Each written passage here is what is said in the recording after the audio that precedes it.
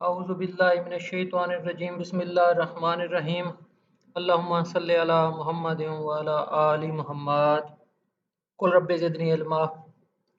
अस्सलामु अलैकुम respected students.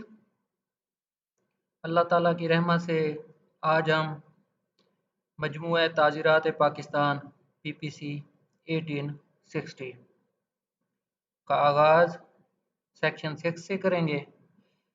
हस्बे साबिक मुख्तसर पहले हमने पढ़ा हुआ है, थोड़ा सा रिपीट कर दूं ताकि आप लोगों को आसानी हो।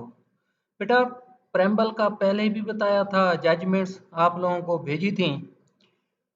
इसके बारे में मजहबी शरई हवाले से भी बताया था कि किसी चीज़ को समझने के लिए, अल्लाह उन्हें गरीक रहमत करे, मुझे सर नईम अरशद साहब की बात याद आ गई, वर्दी डिस्ट्रिक्ट एंड सहंजई साहब, अल्लाह पाक उन पर बहुत ही रहमत करे, उनके गुनाह सगीरा गुनाह कबीरा माफ़ करे, करवट करवट उन्हें जन्नत नसीब अता करे।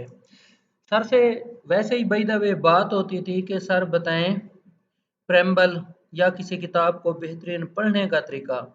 कहते थे कि बेटा, जो तमहीद होती है, इब्तदाया होता है, उसको लाजमी आप लोग अच्छे तरीके से पढ़ा करें, क्योंकि वो आथर की बेहतरीन मेहनत होती है। और इब्तदाइये से, तमहीद से, प्रेम्बल जिसे कहते हैं, पता लग जाता है कि वो कहना क्या चाहता है या उसके पास क्या है। लेकिन हमारे पास कानून है, पाकिस्तान पिनल कोड, इसका प्रेम्बल, अब ये देखें ना, एक्सपीडियंट, एक्सपीडाइट करना, हर गाह, ये करीन मसले आता है, उर्दू ज़ुबान के अल्फाज हैं। अब करीन किसे कहते हैं? करीब को, साथ को, मसलियात, बेहतरीन नेक तजवीज़ राय को कहते हैं। कि अब लेजिस्लेशन ने इस कानून को पास किया। हिस्ट्री आप देख लें, सोचते होंगे वैसे ये बहुत बुनियादी बातें हैं, लेकिन बेहतर है आप लोगों को बता दें, एक रिफ्रेश हो जाता है बंदे का नॉलेज। अब देखें बेटा, ये 1860 में कानून पास हुआ, 1860 में। उस वक्त तो पाकिस्तान का वजूद नहीं था, बड़े सगीर में अंग्रेज़ की हुकूमत थी। 1947 में पाकिस्तान आज़ाद हो गया। उसके बाद फिर हमारी असम्बली में ने लाज एडाप्ट किए जो पहले बड़े सगीर में थे, क्या में पाकिस्तान से पहले।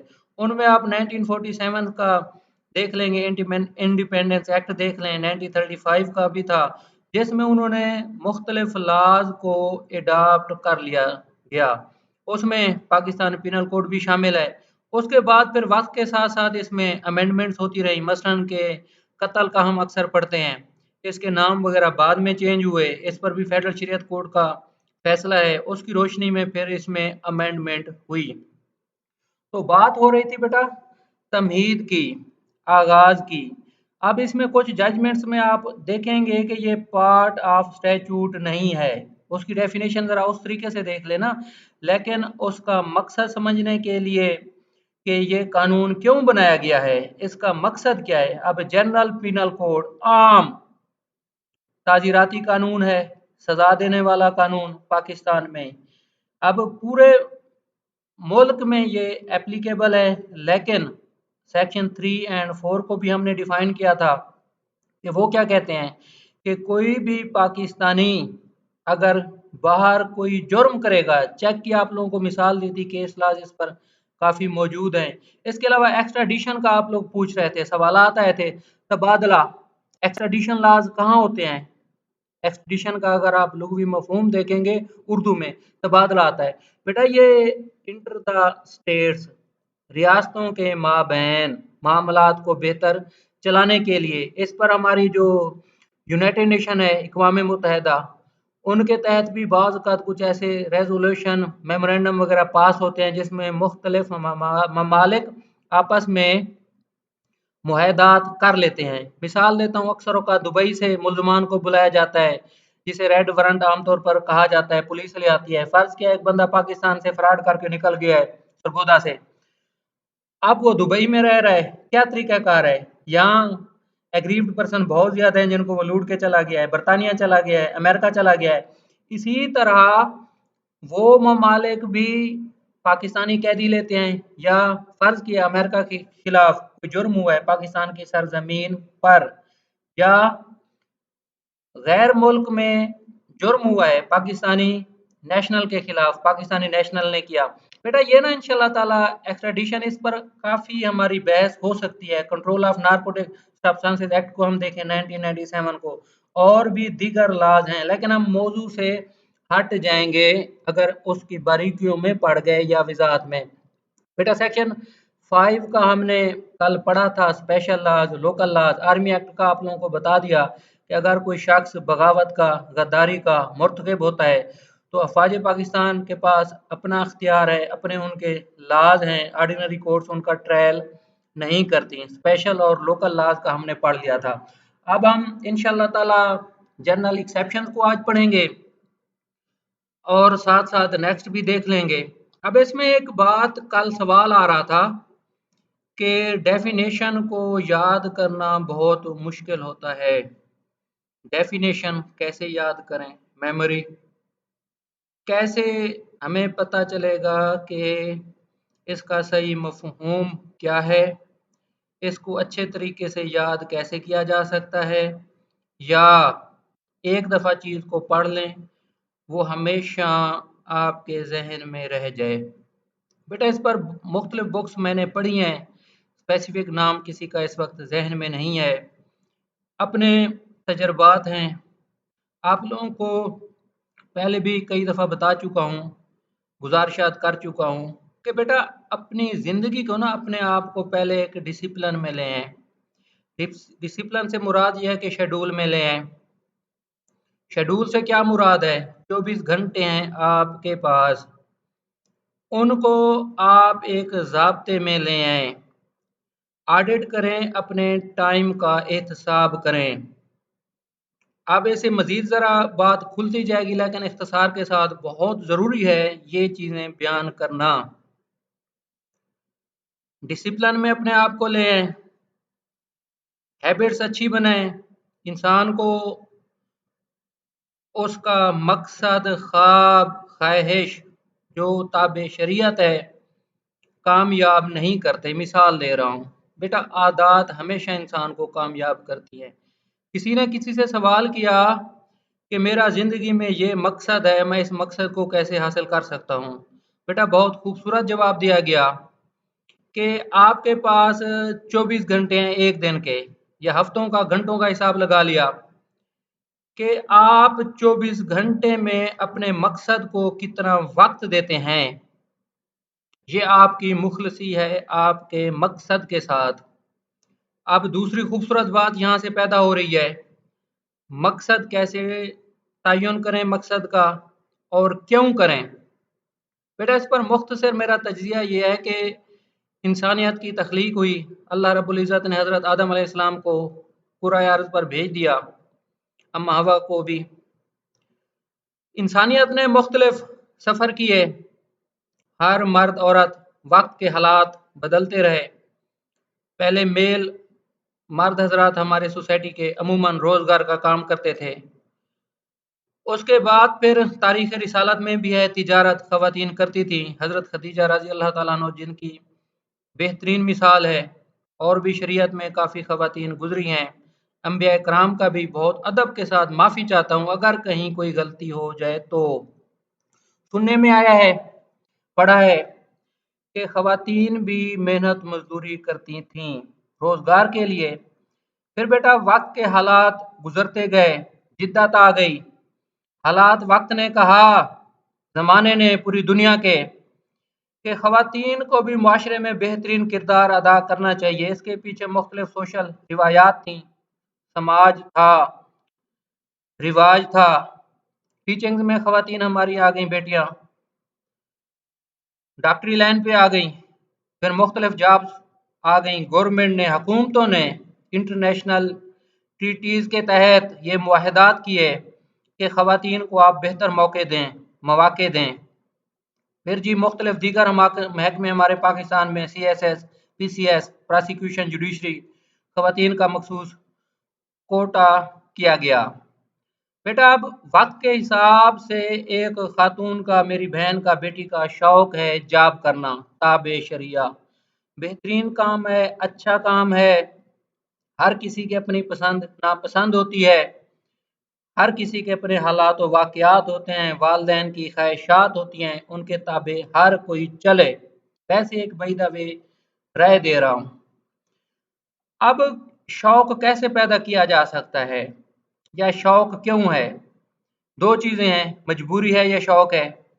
ये दो चीज़ें इंसान को हमेशा कामयाब करती हैं, मजबूरी और शौक। जैसे इंसान में दो चीज़ें हों वो हमेशा कामयाब हो जाता है, इस पर कोई तीसरी बात नहीं है। अब नेक्स्ट कि शौक कैसे पैदा होगा, कि मैं ये क्यों करना चाहता हूँ। बेटा ये मेरे अपने तजुर्बात हैं, इख्तिसार के साथ बयान करूँगा। जब ज़माने की रफ्तार देखते थे, लोगों के हालात देखते थे कि कोई सीएसपी अफसर बन गया है, कोई बेहतरीन ताजिर बन गया है, कोई बेहतरीन आलिम बन गया है, अल्लाह ने उसे बहुत इज़्ज़त दी।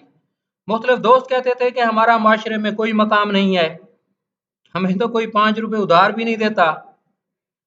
और अज़रा तफन्नुन और ये हक़ाइक़ भी हैं कि हमारा बेटा हो या बेटी हो, अच्छे रिश्ते भी नहीं मिलते, अच्छा रोज़गार नहीं है। फिर जी क्या करें, कुछ ना कुछ करना चाहिए। बेटा जब ये दिमाग में बात आ जाए कि कुछ ना कुछ करना चाहिए, ये होता है टर्निंग पॉइंट इंसान की ज़िंदगी का। वो फिर अपने मकसद को फजीलत देता है, वो अपने मसाइल रोना धोना नहीं देखता, कंप्लेनिंग पर्सनैलिटी वो नहीं बनता, खुदा की ज़ात पर भरोसा करता है, इत्मीनान से, यकीन से, सब्र और नमाज से अल्लाह की मदद मांगता है। फिर कैसे हो सकता है कि अल्लाह रब्बुल इज़्ज़त उसे वो मकाम ना दे।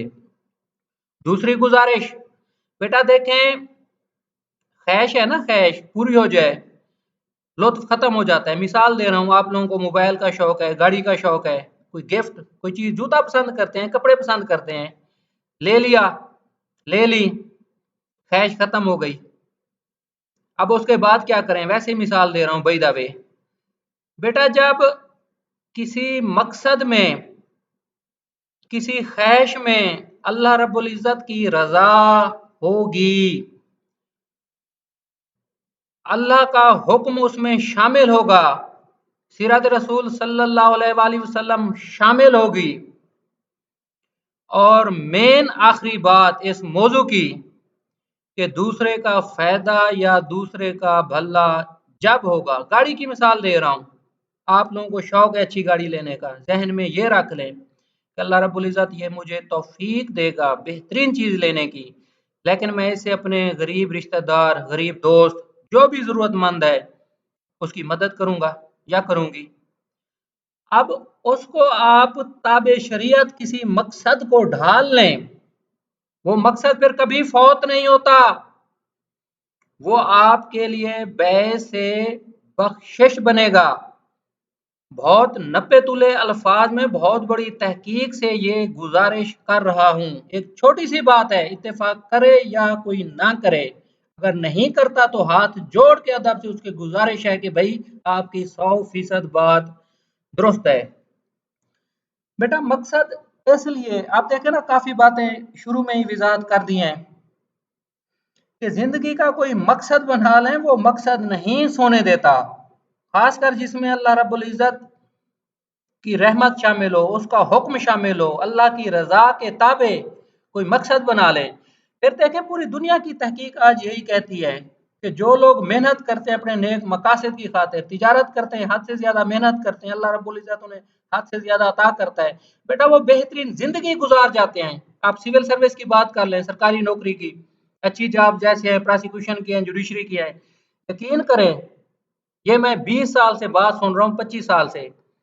1995 में फर्स्ट टाइम किसी से सुनी थी, किसी यूनिवर्सिटी में, हमें कहते थे कि बेटा यही आपके साल 2 साल होते हैं, वो इस मफहूम में कह रहे थे मुकाबले के इम्तिहान वगैरह के, फिर सारी जिंदगी आप लोगों की बहुत अच्छी हो जाती है, इबादत भी है, नेकी भी है, पे भी अच्छी है, सहूलियात भी अच्छी है। और ये हकीकत है कि बेटा यही आप लोगों का टर्निंग पॉइंट होता है। एक दफा एक चीज हासिल कर लें, उसके बाद जो अमूमी तौर पर लोगों को मसाइल होते हैं, बेटा वो मसाइल आम इंसान को दरपेश नहीं आते।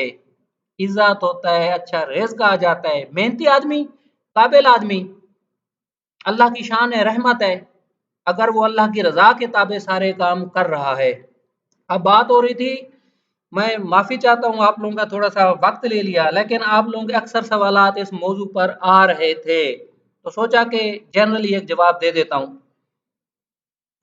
अब सवाल यह है कि डेफिनेशंस को कैसे याद करें।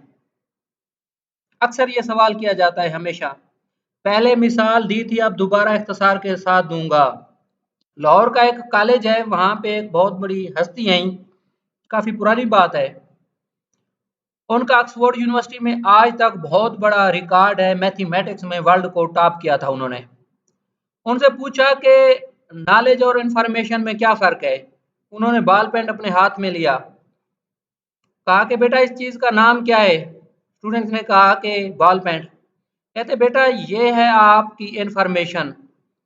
नॉलेज क्या है?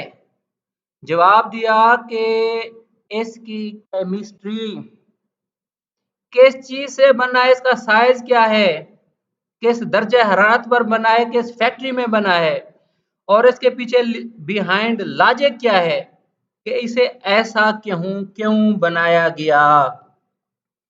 बेटा जब आप लोगों का मकसद नॉलेज होगा, तहकीक होगा, और डिसिप्लिन की शेड्यूल की मैं बात कर रहा था, अपने आप को एक शेड्यूल में लेके आए, जो मेरा अपना मुख्तसर सा तजर्बा है। कुछ हो जाए रात को 10 बजे सो जाएं, मैक्सिमम 10:30 बजे, जो एक बेहतरीन शेड्यूल है गर्मियों का या सर्दियों का। सुबह आप लोग 4 बजे उठ जाएं, 3:30 बजे उठ जाएं, अल्लाह को याद करें। उसके बाद बेटा 3-4 घंटे जो आप लोगों की बेहतरीन स्टडी होगी, रट्टा नहीं लगाना, बहुत अदब के साथ गुजारिश, क्योंकि ये आर्जी इल्म होता है, बंदे को समझ नहीं आती। हाँ, अगर समझ आ रही है, इंग्रीडिएंट्स वगैरह आपको याद हो रहे हैं, लवाजमात किसी भी डेफिनेशन के, बेटा उसको कंसेप्ट बनाना है। जैसे चोरी है ना, अब चोरी के आप 378 को हमेशा पूरी जिंदगी कैसे याद रखेंगे? 4 चीजें जहन में रख लें। डिसऑनेस्टी ली है, आउट ऑफ पोजेशन है, मूवेबल प्रॉपर्टी है, विदाउट परमिशन है। अब ये 4 चीजें इंग्रेडिएंट्स हर डेफिनेशन के, पब्लिक सर्वेंट को आप देख लेंगे, जब ये बार बार रिपीट करेंगे, बल्कि ऑक्सफोर्ड के एक हमारे उस्ताद साहब पढ़े हुए हैं, बाहर काफी उन्होंने तालीम हासिल की थी, वो फरमाते थे रिपीटिशन क्या है जी, मेमोरी कैसे बेहतर होती है। बेटा रिपीटिशन एक बेस्ट वे है मेमोरी को बेहतर करने का। यही आप शेड्यूल बना लें, 4 बजे 3:30 बजे उठने वाला। एक दिन जो चीज याद की है आपकी घंटा ले जाएगी, दूसरे दिन जब सुबह उठेंगे जो चीज घंटा ले गई थी 20 मिनट भी शायद ले, और 10-15 दिन के बाद आप लोगों को बोरियत हो जाएगी, शायद वो 2 दिन ले। बेटा ये हकायक हैं पूरी दुनिया के, ऐसा ही होता है। बार बार लिखें एक चीज को, बार बार रिपीट करें, लेकिन मुशाहदाती इल्म पे, एक्सपीरियंस पे लाजमी जाएं। पहले भी मिसाल दी थी, फिजिकल स्पोर्ट्स होती है हमारी, फिजिकल ट्रेनिंग की, अब डिग्रियां भी होती है, एमएससी होती है, पीएचडी होती है। मिसाल दे रहा हूँ, आपका जी स्पेशलाइजेशन है, थीसिस है पीएचडी में या एमफिल वगैरह में, स्विमिंग पर, तैराकी क्या है, आप पीएचडी कर लें, लेकिन जब तक आप बेटा स्विमिंग पूल में नहीं जाएंगे, किसी को तैराकी का हुनर महारत नहीं आएगी, तो वो पीएचडी स्विमिंग बस ऐसे ही है। जब आप स्विमिंग जानते हैं, स्विमिंग कर सकते हैं, या बेहतरीन स्विमर रहे हैं, फिर आप उस मौजू पर सैर हासिल गुफ्तगू कर सकते हैं। बेटा यही थी गुजारिशात मेरी इस इब्तदाइये की बाबत। अब सेक्शन 6 को हम देखते हैं, पाकिस्तान पिनल कोड को। इसके साथ ही चलो आज मौजू ये हमारा चल पड़ा। अब याद कैसे होगा? एक वर्ड है अंग्रेजी का, सुन लें, वर्ड्स हैं, एप्लीकेशन ऑफ माइंड, दिमाग का दुरुस्त इस्तेमाल। न्यूटन के बारे में कहा जाता है कि उसने जी 8%, 9% या 20% से कम फीसद, मुख्तलिफ बातें हैं, अपना दिमाग इस्तेमाल किया था। जदीद साइंसेस का वो बानी है, बिल्कुल फिजिक्स वगैरह का, मैथमेटिक्स का भी उसने काफ़ी इस्तेमाल, असूल वगैरह बनाए थे।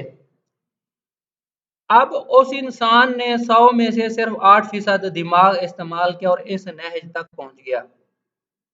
बेटा आज हम पाकिस्तानी बहुत से हमारे मुख्तलिफ मसाइल हैं। अब अदब के साथ गुजारिश करूंगा।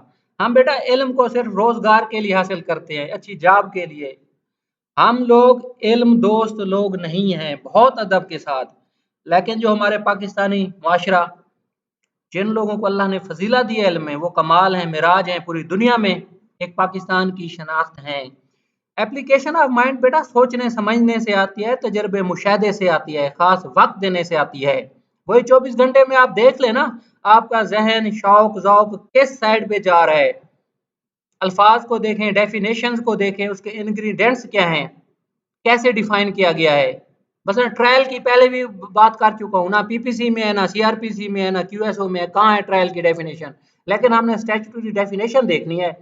वैसे ही बाय द वे बता दिया था आप लोगों को कि जरा जब तहकीक करेंगे ना, मुख्तलिफ लॉज देखेंगे कि वहाँ क्या क्या डेफिनेशन। अब बैंकर्स बुक्स एविडेंस है, एक्ट है, उसमें ट्रायल की डेफिनेशन दी गई है। बेटा तहकीक से, शौक से पता लगेगा कि कौन सी चीज कहाँ पड़ी है, कैसे कौन सी चीज हासिल की जा सकती है। अब यही सवाल के कल जो प्रेपोजिशन थी कन्फेशन की बाबत, एक स्टूडेंट ने सवाल पूछा कि सर हम आपके दर्जे पर कैसे पहुंचेंगे। मेरे भाई मेरा दर्जा कोई दर्जा नहीं है, बस खुदा की रहमत है, उसका करम है। तजर्बे से हर चीज आ जाती है। कोई इसमें कोई रॉकेट साइंस का कोई मेरे पास फार्मूला नहीं है कि हर चीज तो बहुत दूर की बात, हकीकतन जाहिल हूँ। पूछ रहे थे सर कैसे ये सैंक्रोनाइजेशन आप समझें या मुख्तलिफ लॉज को एट अ टाइम आप एप्लीकेबल कर सकते हैं। बेटा उसका बेहतरीन तरीका जजमेंट्स हैं। इंशाल्लाह ताला आप लोगों को दे भी रहा हूँ, आज भी कुछ हैं जो अभी थोड़ी देर तक आप लोगों से डिस्कस करने लगा हूँ। अब देखें ना, वर्ल्ड की डेफिनेशन आ जाती है। अब कौन सा लफ्ज कैसे इस्तेमाल हुआ है, जब अच्छे तरीके से जजमेंट बार बार पढ़ेंगे, रेलिवेंट लॉज को खोलेंगे, आपको समझ आ जाएगी। आप देखें ना, सिविल सूट दायर हुआ, प्राइवेट कंप्लेंट नीचे दायर हुई, ऑनरेबल सुप्रीम कोर्ट ने फैसला किया। अब उसमें 3 4 5 लॉज ऐसे ही आ जाते हैं फौजदारी कानून में। सीआरपीसी क्या कहता है, पीपीसी क्या कहता है, यूएसओ क्या कहता है, डेफामेशन की बाबत आप समझ लें, क्या की और चीज समझ लें। तो ये कौन सी चीजें किस वक्त हरकत में आती हैं, किस वक्त काम करती हैं, क्योंकि लाज बनाए गए हैं ना ट्रायल के लिए, ट्रायल को फैसिलिटेट करने के लिए। या जो बेसिक क्वेश्चन ऑफ लॉ होता है उस पर भी काफी बहस वगैरह हो जाती है। तो ये था उनका जवाब कि बेटा ये तजर्बे मुशाहदे से ही सारी चीजें आती हैं। अब ये हमारा जो आज का शुरू हो रहा है चैप्टर 2 सेक्शन 6 है, जनरल एक्सप्लेनेशंस। अब इसका ना आप self defence general exceptions PPC का इंतहाई अहम हिस्सा है। इसको बहुत अच्छे तरीके से समझ लें, अक्सर औकात सवाल आ जाता है, इंटरव्यू में भी पूछ लेते हैं घुमा फिरा के। जैसा कोई दोस्त कह रहे थे कि उनको याद है कि 87 88 89 पीपीसी का पूछा बड़ा तरीके से घुमा के, कह रहे थे कि मेरा जवाब तो ठीक था लेकिन एक दफा पता लग गया कि पता नहीं कौन सी प्रोविजन से पूछा है। तो इंशाल्लाह ताला प्रोविजन या ऑफेंस क्या होता है वो नेक्स्ट में करेंगे, क्योंकि सिर्फ वर्ल्ड ऑफेंस को डिफाइन करने के लिए ज्यादा वक्त लग जाएगा। वो इंशाल्लाह ताला कल के लेक्चर में होगा। आज का आप देख लें बेटा, जो एक्सेप्शंस है ना, कानून ने हर इंसान को हक अख्तियार दिया है अपनी जायदाद का, दूसरे की जायदाद का, अपनी जान माल इज्जत का, दूसरे की जान माल इज्जत का, अगर according to law, subject to fulfilment of legal requirements. कोई इंसान अगर कत्ल भी कर देता है, बाजू तोड़ देता है किसी का, कोई जुर्म नहीं है इसमें, फिर पब्लिक सर्वेंट को भी वो इस्तिस्ना हासिल है अगर वो बोनाफाइडी है, मिस्टेक ऑफ फैक्ट है, बदनियती नहीं है। इन हालात को डिस्कस किया गया है हमारे जनरल एक्सेप्शंस में। ये गालबन शुरू होते हैं 76 से लेकर 106 तक। इनको हम अच्छे तरीके से पढ़ेंगे, लेकिन आज के सबक में आप लोग ये जहन में रख लें, अगर 76 से 106 तक किसी भी इंसान का कोई फेल इसमें आ जाता है तो वो जुर्म नहीं है। कैसे? Definitions in the code to be understood subject to exception. Throughout this code, every definition of an offense, every penal provision, and every illustration of every such definition or penal provision shall be understood subject to the exceptions contained in the chapter entitled General Exceptions, though those exceptions are not repeated. बेटा इसका ये है ना, आप लोग जब definition पढ़ेंगे ना कत्ले अहमद की, whoever commits the कत्ले अहमद आ गया। अब एक आदमी है, बाजार खड़ा है, 6 लोग हमलावर हो जाते हैं, डायरेक्ट उनके पास पिस्टल्स हैं, गन्स हैं, हमला शुरू कर देते हैं। अब उसने सेल्फ डिफेंस में, जब उसे यकीन हो गया कि डायरेक्ट गोलियां उसकी तरफ आ रही हैं, कोई बचाव नहीं है, उसके पास भी गन है, वो भी चला देता है। अब ये कत्ले अहमद का मुर्तकब नहीं हुआ अगर इसने हालात रिक्वायरमेंट पूरी कर ली, किसकी 99 की, 100 आप वहां से आगे जाएंगे, ये उसको डिफाइन किया गया है। सच डेफिनेशन पिनल प्रोविजन और इलास्ट्रेशन, आप देखें ना इलास्ट्रेशन दी गई है कत्ले अहमद की, चीटिंग की आप देख लेंगे, मुख्तलिफ जो हमारी ये डकैती में, रॉबरी में, लेकिन वो एक्सेप्शंस समझी जाएंगी इसके ताबे। अब ये मिसाल आप लोगों को सारी बता दी है, बच्चे का है 7 ईयर्स ऑफ एज, कोई जुर्म नहीं कर सकता, इसमें कुछ अमेंडमेंट वगैरह भी आ गई थी। अगर एक पुलिस अफसर किसी बंदे को गिरफ्तार कर लेता है, नामजद एफआईआर में उसे पता लग जाता है, हालांकि किसी को दूसरे को पकड़ना कन्फाइनमेंट में आ जाता है, इलीगल रेस्टोरेंट वगैरह में आ जाता है, लेकिन पुलिस अफसर पर इस बाबत कोई पाबंदी वगैरह नहीं है। अब 7 को देखें, sense of expression once explained definition. अब देखें इसको याद कैसे करते हैं। Every expression which is explained in any part of this code is used in every part of this code in conformity with the explanation। अब बेटा देखें कि कोई भी एक्सप्लेनेशन, मसलन डेफामेशन में है, किडनैपिंग में देख लें, बाप अगर बच्चे को ले जाता है, क्या जुर्म बन सकता है? मिसाल दे रहा हूं, वैसे बेदावे जहन में आ रही है। डेफामेशन में एक्सेप्शंस हैं, अगर गुड फेथ कह दिया है किसी को नुकसान से बचाने के लिए, अब ये शायद डेफामेशन ना बनती हो, इसका बेटा मफहूम ये है, पूरे पीपीसी में जो एक्सप्लेनेशन दी गई है वो पूरे पीपीसी का पार्ट समझा जाएगा, वो जुर्म नहीं होगा अगर एक्सेप्शन दी जा रही है। अब डेफामेशन की मैंने आप लोगों को वैसे मिसाल दिया है ना, या किडनैपिंग की, अगर बाप बच्चे को ले जाता है अपने पास, कहीं और ले जाता है मां से अलहदा, कानून क्या कहता है, क्या इस पर एफआईआर होगी? ये जरा आप लोग तहकीक कर लीजिएगा। Gender, the pronoun he and its derivatives are used of any person whether male or female। बेटा देखे ना हमने, whoever commits the offense, whoever he shall be, क्या है ये अल्फाज बेटा? whoever, he, कोई भी आ रहा है, ही है, शी है या शी मेल है, कोई भी है अगर जुर्म करता है तो उसमें सब शामिल हैं। मेल है या फीमेल है, इससे मुराद है।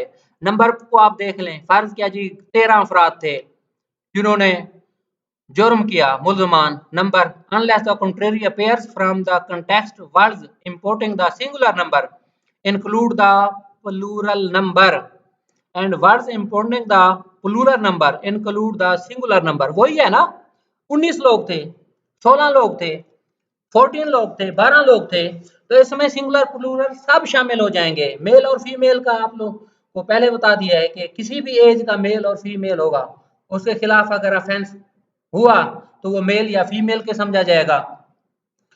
Word women denotes a female human being of any as.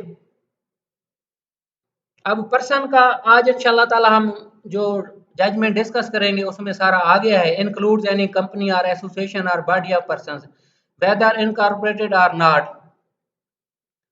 Public, the word public includes any class of the public. अवामुन्नास, पब्लिक एट लार्ज। कैसे सक्सेशन सर्टिफिकेट है या इस्तकरारिया दावा है, उसमें बेटा बताएंगे कि अवामुन्नास को कब क्यों पार्टी बनाया जाता है। अवामुन्नास पब्लिक के लिए अमूमी तौर पर इस्तेमाल होता है। क्वीन की डेफिनेशन अब शायद नहीं है। Servant of the state, the world servant of the state denote all officers or servants continued, appointed or employed in Pakistan by or under the authority of the federal government or any provincial government। अब देखें ना public servant में क्या है, servant of the state में क्या है, अल्फाज अक्सर मिलते जुलते हैं, लेकिन जब डेफिनेशन की बारीकियों में जाते हैं कुछ ना कुछ फर्क होता है।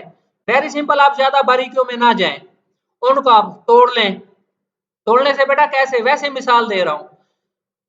अब डिनोट, डिनोट का क्या मफहूम है? ज़ाहिर करता है, एक्सप्रेस करता है।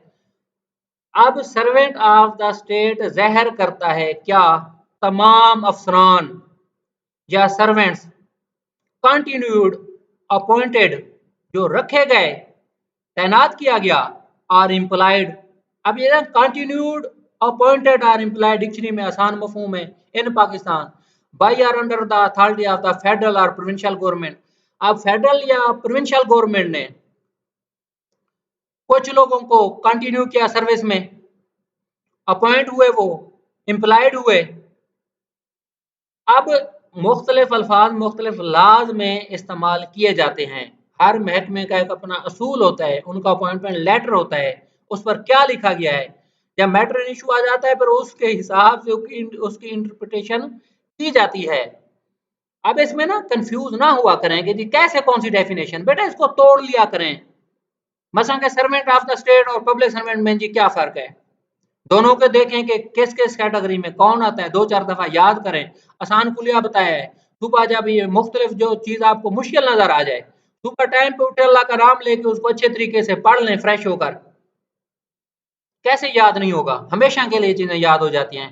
फेडरल गवर्नमेंट आ रहे हैं, अच्छा ये पढ़ लिया। गवर्नमेंट क्या है? The word government denotes the person और persons authorised by law to administer executive government in Pakistan. अब देखें ना, अक्सर कहा जाता है क्या, घी महंगा हो गया, चीनी महंगी हो गई। अब देहातों में लोग कहते हैं देखें जी गवर्नमेंट ने ये कर दिया, गवर्नमेंट ने वो कर दिया। अब देखें गवर्नमेंट का कोई सिक्योरिटी नहीं है, कत्लेआम हो रहे हैं, चीनी महंगी हो गई है, घी महंगा हो गया है। अब देख रहे हैं वो गवर्नमेंट को कर रहे हैं। अब कंट्रोलिंग अथॉरिटी क्या है? गवर्नमेंट है, वफाक है। इसके पेट्रोल के रेट बढ़ गए, किसने किए? वफाक ने किए, एक बकायदा अथॉरिटी के तहत हुए। Word government denotes the person और person authorised by law to administer executive government in Pakistan. अब ये एग्जीक्यूटिव का काम है ना पेट्रोल बढ़ाना, काबीना, वजीर आजम साहब, मुतलका डिवीजन हो गई, मुतलका महकमा हो गया।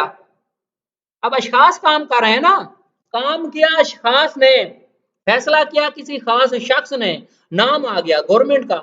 हम वैसे नहीं कहते। देखें जी जब नून लीग की गवर्नमेंट थी ये था, अब देखें जी अब क्या हो रहा है, या अब इसके पैरेलल भी कहते हैं। अब देखें जी गवर्नमेंट बहुत अच्छा कर रही है। अशखास क्या जो एडमिनिस्ट्रेट कर रहे हैं, executive administer executive government in Pakistan in or in any part thereof. सूबे हो गए, वफाक हो गया, या जो हमारे फाटा वगैरह है उनमें आप समझ लें।